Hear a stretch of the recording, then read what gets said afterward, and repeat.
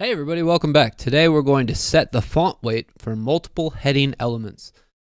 So you set font size for each element tag in the last challenge. That's the one that we did before.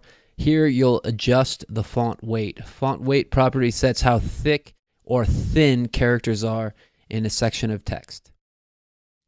Oh look, they preserved my padding. That's interesting.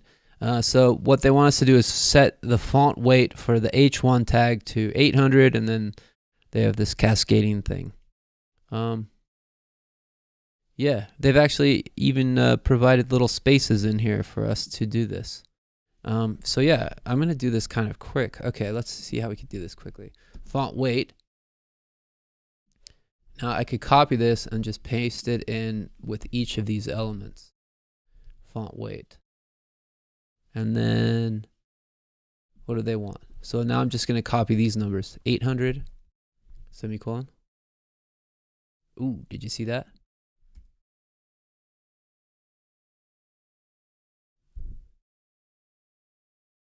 And then this one's going to be 600. This one's going to be 500. Watch this side as it develops. 400. You see it gets thinner. 300. 200. Interesting. Yeah, so we just set the font weight for each of these elements.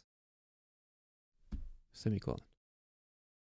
And I think if we run the test, that'll pass. Awesome. Thank you guys for watching. I hope that this video was informative. I don't know how to go more in depth with that. Basically, we're just setting the font weight for various elements. But as you've been following along for the last few videos, you probably understand exactly how the font weight works. So there's no reason for me to go more in depth with that. Basically, font weight is just like how thick the text is. Thank you guys for watching. Look forward to seeing you in the next video. Please give it a thumbs up. And if you thought this was useful, have a great night.